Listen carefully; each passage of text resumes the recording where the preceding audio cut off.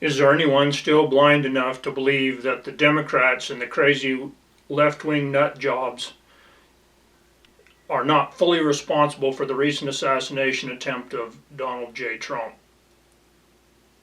It was either total incompetence and gross negligence or an inside job. That's all there is. Both are very disturbing. Both calls for immediate investigation. But does anyone out there still naive enough to believe that the investigation will find anything other than a lone wolf acting by himself?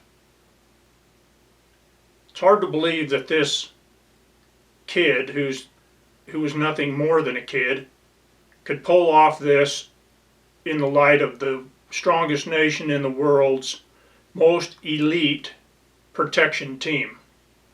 It's a slap in the face of America. It's a slap in the face of each patriot out there. It's a slap in the face of our Constitution and the rule of law. This assassination was enabled by every Democrat out there. The blame rests squarely on the shoulders of Biden and his administration. The toxic rhetoric that has come from Biden and from his administration is sickening, it is wrong, and it is what led to the assassination attempt of Donald Trump. There's no other way to look at it. Anybody that's a student of history will remember these proud moments from the left. Donald J. Trump is now President of the United States. But he's sort of beaten the odds in terms of a lot of people. Well, yes, but you know what? He's not going to be president. He is not, Donald Trump is not going to be president of the United States. Take it to the bank. Okay. I guarantee it. All right, all right. What should protesters do? Well, we got to stay on the street, and we've got to get more active. We've got to get more confrontational. We've got to make sure that they know that we mean business. I continue to believe Mr. Trump will not be president.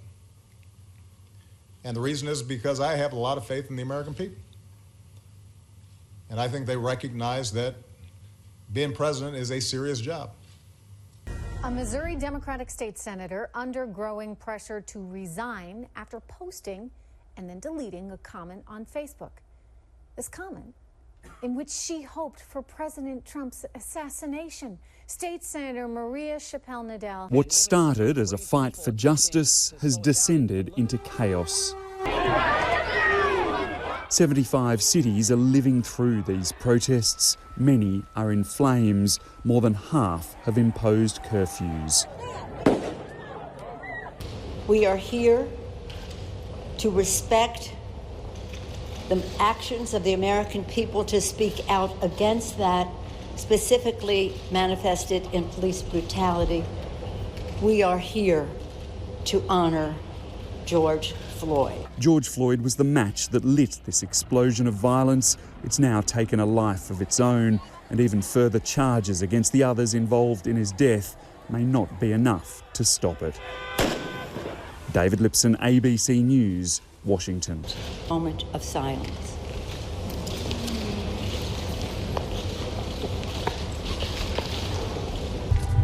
In Michigan, every car on this street is on fire, windows smashed, tear gas deployed. I don't care if you think I'm Satan reincarnated. The fact is, you can't look at that television and say, nothing happened. America, thank you very much.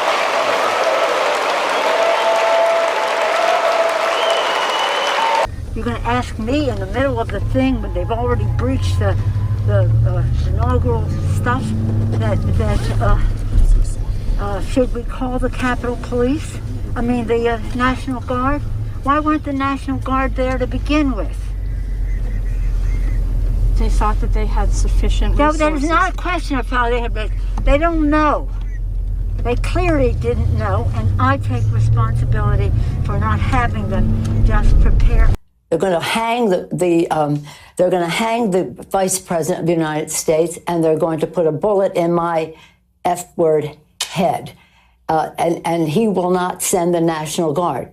People were injured, over 100 law enforcement people were injured. Some people died because of him. Some Democrats for using volatile language against former President Trump just days before the attack. Politico reports that a week ago, Biden told donors, we're done talking about the debate. It's time to put Trump in a bullseye. And one day before the shooting, Biden called Trump a threat to this nation. U.S. Senator J.D. Vance posted the following, saying, quote, "Today is not just some isolated incident. The central premise of the Biden campaign is that President Donald Trump is an authoritarian fascist who must be stopped at all costs. That rhetoric led directly to President Trump's attempted assassination," end quote. Assassin nearly killed former President Donald Trump and did kill one of his supporters.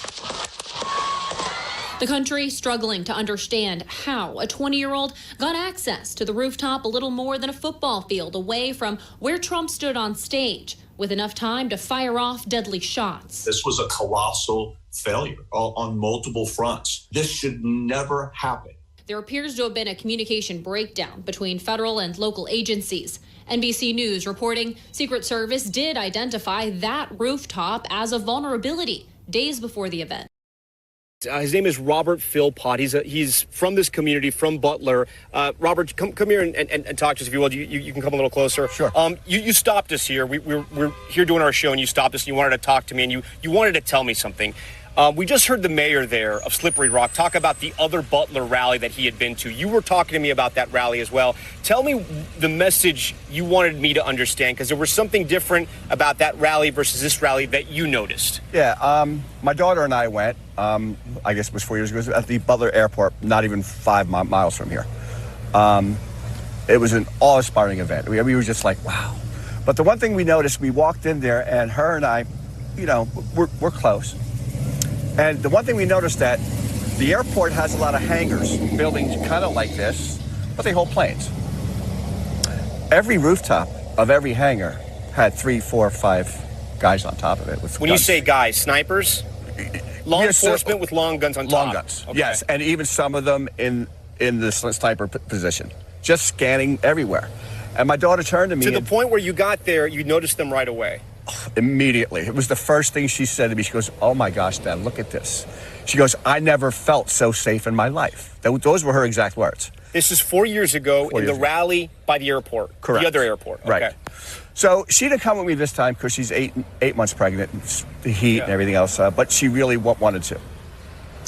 So that was so much on our minds there that we talked about it for, I don't know, we just talked about it. We were like so awe-inspired by the, wow. First thing I did when I got here yesterday was I did a complete look around at every rooftop. And I said to myself, that's strange. I don't see one cop, sniper, nothing. I don't see anything.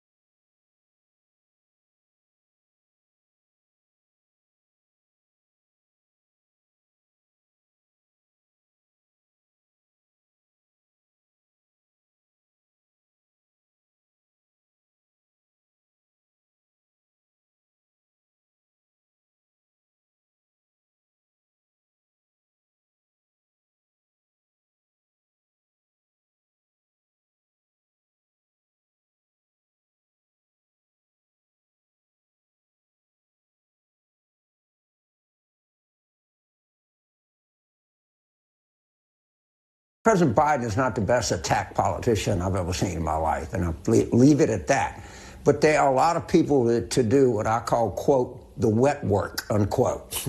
And I think like he a needs mob to hit. stay sort of a... Well, it's kind of, but it's a paid TV and stuff like that. But yes, a CIA term. You take a guy out. But he doesn't need to do the wet work. People like me and other groups in the party need to do that. He's not very good at it. I don't think people want to hear from that. And he can cruise along here at a better altitude. But this has got to be done, and they got a precious advantage right now in it. If you remember back in 2016, when right before he got elected, I was in Washington, D.C. I was at a couple different social events, and I heard people talking They said the Democrats want this guy so bad that they wouldn't put assassination behind it. And I'm going to tell you something. They've tried impeachment. They've tried another impeachment. They've tried one investigation after another. This is about one thing. This is about stopping him from running in 2024. And I'm going to tell you something. I'm not into conspiracies. I'm not into anti-government rhetoric. This is the first time in my lifetime that I would say I am deathly afraid for Donald Trump. I would not put assassination behind these people. What do you think the future holds? Is it... I don't know. I mean, are they going to let Trump be president? No, of course. I mean, look, if, they protested him, they called him names. He won anyway. They impeached him twice on ridiculous pretenses. They fabricated a lot about what happened on January 6th in order to impeach him again. It didn't work. He came back. Then they indicted him. It didn't work. He became more popular. Then they indicted him 3 more times. And every single time his popularity rose. So if you begin with criticism, then you go to protest, then you go to impeachment, now you go to indictment, and none of them work, what's next? I mean, graph it out, man. We're speeding toward assassination, obviously, and no one will say that, but I don't know how you can't reach that conclusion.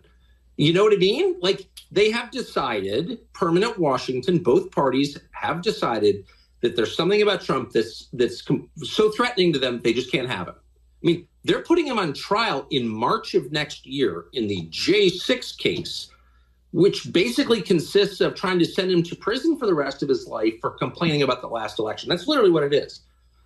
Again, if this were happening in Moldova, the State Department would issue an all-hands-on-deck order to let the world know this is not a legitimate government.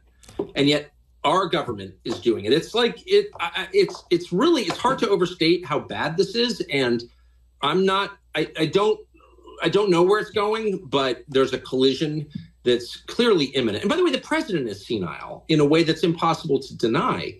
Biden's not running the government, so like, I don't know. I've never been this worried about anything as I am about where this is going. Donald Trump and the MAGA Republicans represent an extremism that threatens the very foundations of our republic. Donald Trump isn't just a convicted criminal. He's a one-man crime wave. MAGA Republicans do not respect the Constitution. I don't respect these MAGA Republicans. Project 2025 will deploy the Department of Justice to prosecute Trump's enemies. Americans want a president, not a dictator. No self-respecting American president would ever be Putin's puppy like this guy is. That's what he is. But Trump is even more dangerous now. No, I'm serious. He's unhinged. He snapped. If I were a betting person right now, I say Trump is going to run again. I mean, he seems to be setting himself up to do that. And if he's not held accountable, then he gets to do it again. I think that could be the end of our democracy. Not to be too, pointed about it, but I want people to understand that this is a make or break point. If he were, or someone of his ilk, were once again to be elected president, and if especially he had a Congress that would do his bidding, you will not recognize our country. Sometime before 5:45 p.m., a law enforcement officer spotted a suspicious person. That was a Thomas Matthew Crooks on the grounds. So he took a photo of him and he called it in. Another officer checked the grounds but didn't find him.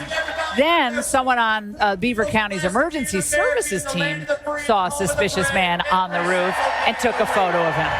Well, shockingly, between the time the second photo was taken and when shots were fired from the roof, 26 minutes had elapsed. 26 minutes.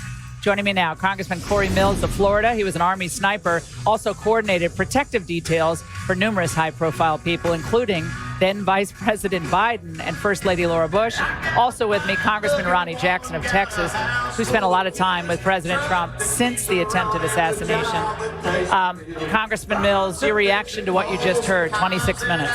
Well, look, I wasn't an actual Army sniper. What I did was I ran a counter sniper team for the State Department, DSS, and other agencies. And I can tell you, 26 minutes is a lifetime. When you're talking 160 yards, I want to put this into understanding.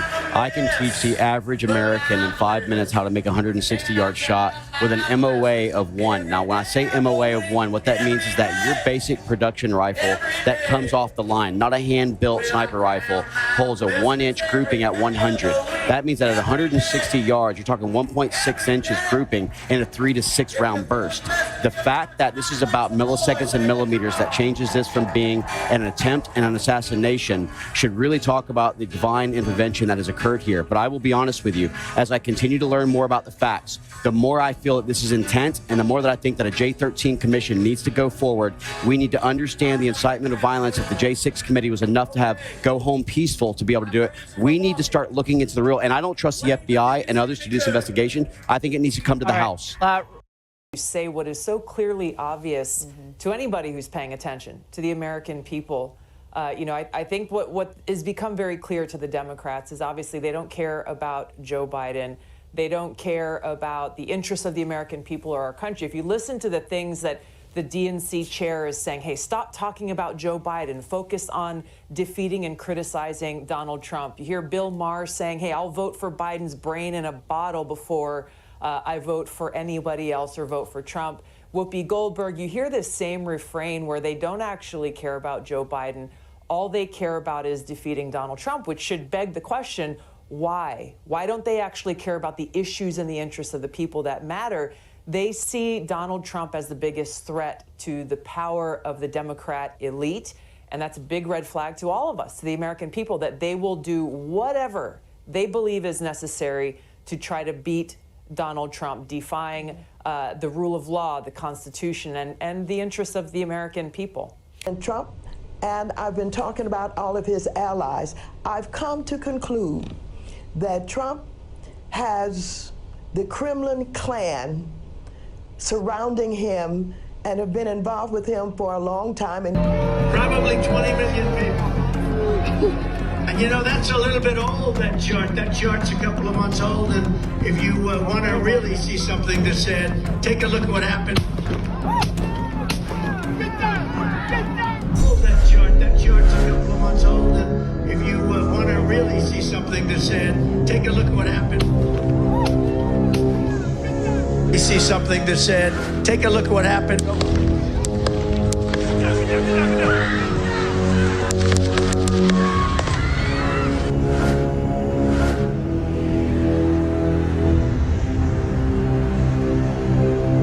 Areas of threat that you would be able to mitigate. And if there's multiple targets, you understand that your elevation and windage knob wouldn't have to be messed with, especially at 160 yards. You could literally just look, quickly glance, and know from the reference point, whether it be a building, whether it be a lone tree, whether it be a parking lot, maybe it's a road. Bottom line is that this is massive negligence to the point of me speculating on what was intentional and what wasn't. Wow. 10 times. So this is divine intervention. This is the God having his protective hand and wearing Ephesians 6, the armor of God, over the president, because this is right here, a millisecond or a millimeter and change, and this isn't an attempted assassination. This is an assassination of a president. The devil was in Butler, Pennsylvania, but so was God. Well, and I can say one more thing, if I may, which is that let us also remember that King Henry II went in and said, can no one rid me of this turbulent priest? And his knights went out and killed the Archbishop of Canterbury because they thought that was a direct order. What do you say when President Biden says it's time to put a target on Trump? That, in my opinion, is the inciteful rhetoric. That's the stuff that they would have went after for the J6 stuff. So why don't we have our own J13 investigation? So in the military, the top three go, period. So a failure like this, last failure we had like this was 1981. So Mayorkas, Department of Homeland Security, appointed. He's gone. He's got to be fired. The Secret Service director, also appointed, fired immediately.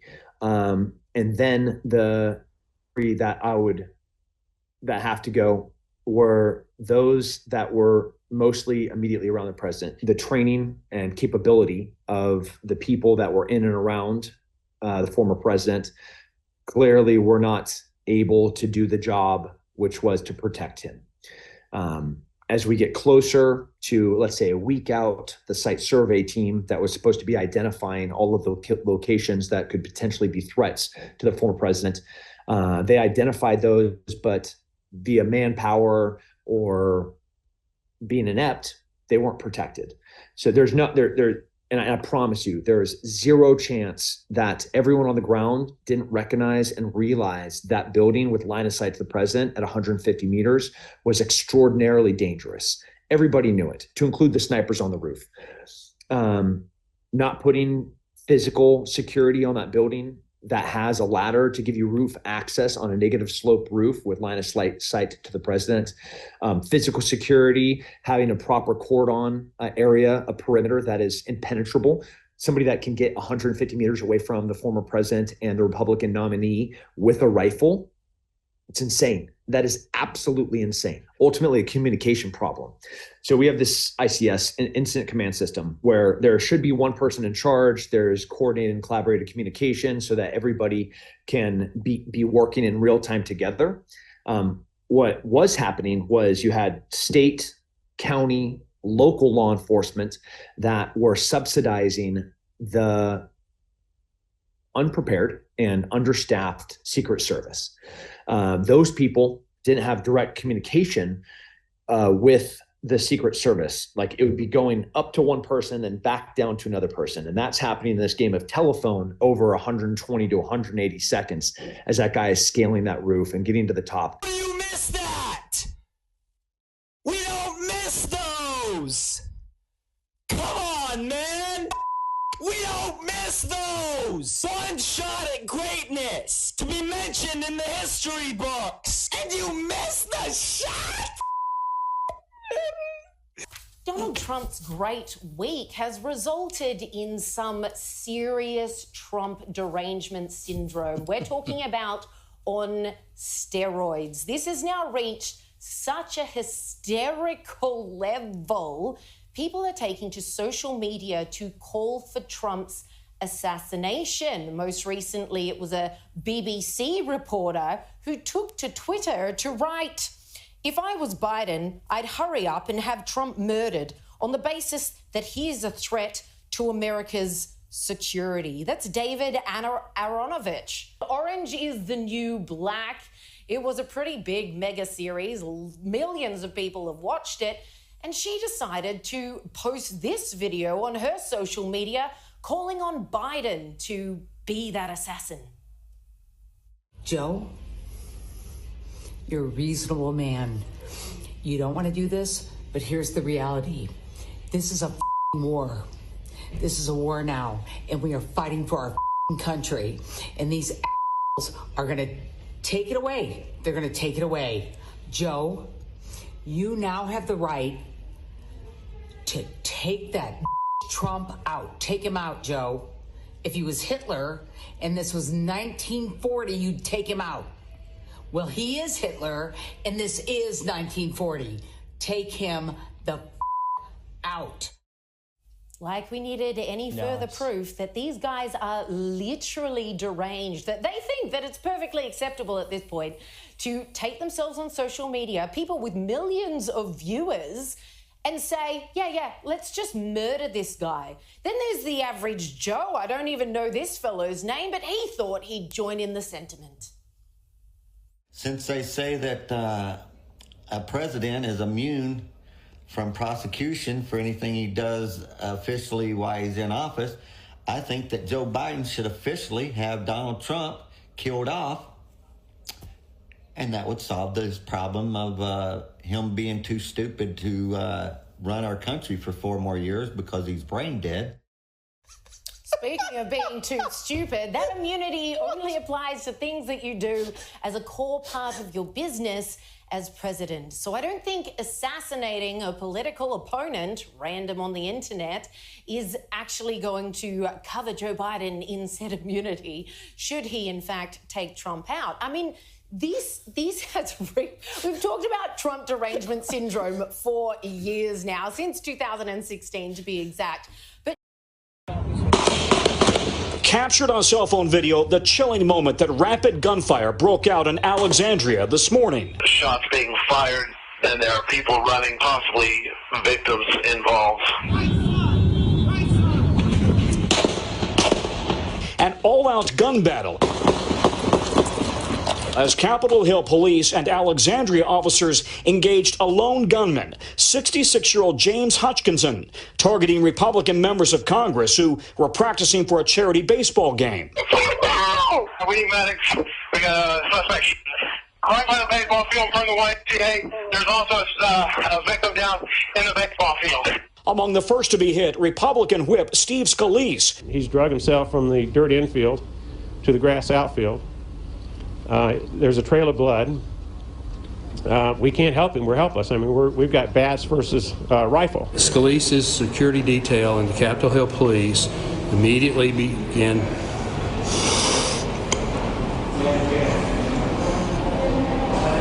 to return fire. The gunman armed with a semi-automatic assault weapon and a handgun. He was crouched behind a wooden piece of the stands, and he had a AK-47 in his hands. He was exchanging fire with police officers who were crouched behind a black SUV. The 6 people injured include Congressman Scalise, Capitol Hill police officers David Bailey and Crystal Griner, Matt Micah, a lobbyist for Tyson's Foods, Zachary Barth, a congressional staffer, and Representative Williams, who twisted an ankle. 2 of the Capitol Police were shot.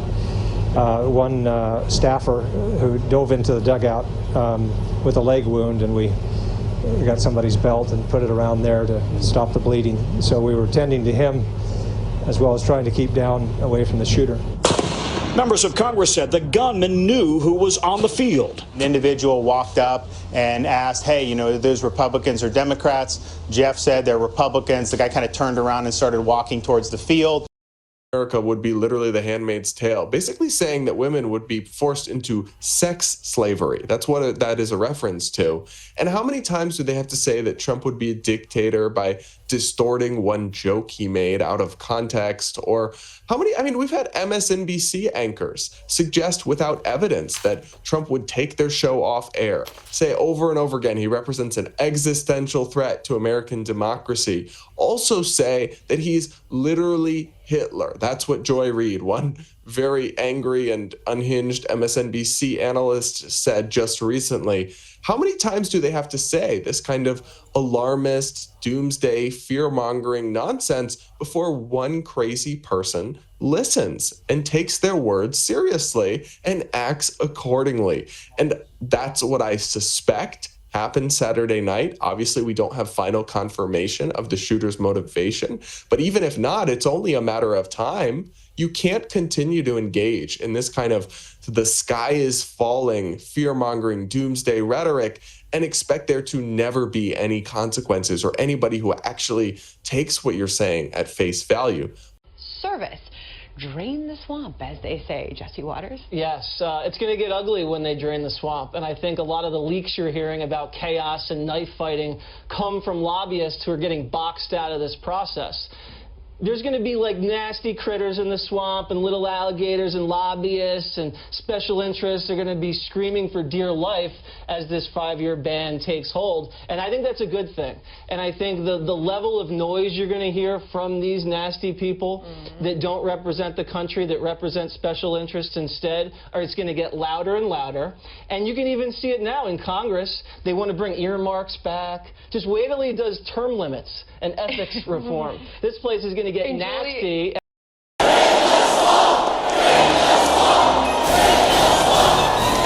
Under my administration, we're fighting against the lobbyists, the special interests, and the corrupt Washington politics. We are going to Washington, D.C., and we are going to drain the swamp.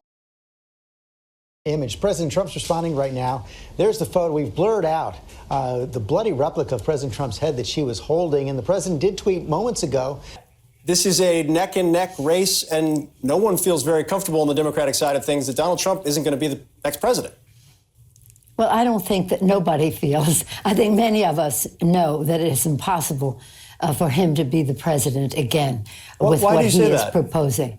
Well, because when you're talking about what he's talking about now is more tax cuts for corporate America, taking them down so low to the detriment of our budget and meeting the needs of people. But people have to know. I have said over and over again, President Lincoln said public sentiment is everything. Right. With it, you can accomplish almost anything. Without it, practically nothing. But public sentiment has to be informed. People have to know. So we can... As you are, although I think the world was a stronger, safer place when Trump was president than Joe Biden. But as you've been discussing this morning, the Democrats and all the way to the White House, President Joe Biden himself, they've been demonizing Trump day after day after day. And this has consequences. And I just saw the statement there, the live statement that you went to in the US with Joe Biden offering his comments. And I think what's critical here is what Joe Biden did not say. I thought that was a disgusting statement from the president at such a time of chaos and concern for American democracy. He said nothing to call off the dogs, if you like, off Donald Trump. Nothing to say that we've got to stop being this divisive and not demonize this man. He gave it very, very short shrift, in my view. He should have been absolutely telling people that this is a fair political contest between two political parties who are legitimate and are legitimate contenders. He should have denounced the way that Donald Trump has been demonized by so much of the media and so much of the political debate. But he can't do that because he's been the leading denouncer, if you like. So you can see behind us at the Brinkles Farming Greenhouse here, we had a party. And we all decided, hey, you know, when we hear Trump up there, we're going to walk up through the field, stand by the trees up there under the shade, and watch and listen to the rally, right? We couldn't see him, but we could hear him. So we walked up, and probably 5 to 7 minutes of Trump speaking. I'm estimating here. I have no idea, you know. But we noticed a guy crawling, bear crawling up the roof of the building beside us, 50 feet away from us. So we're standing there, you know, we're pointing at the guy crawling up the roof. And he had a gun, right? He had a rifle. We could clearly see him with a rifle. Absolutely. We're pointing at him. The police are down there running around on the ground. We're like, hey man, there's a guy on the roof with a rifle. And the police were like, huh, what? You know, like they didn't know what was going on. You know, we're like, hey, right here on the roof, we can see him from right here. We see him. You know, he's crawling. And next thing you know, I'm thinking to myself, why is Trump still speaking? Why have they not pulled him off the stage? I'm standing there pointing at him for, 2 or 3 minutes. Secret Service is looking at us from the top of the barn. I'm pointing at that roof, just standing there like this.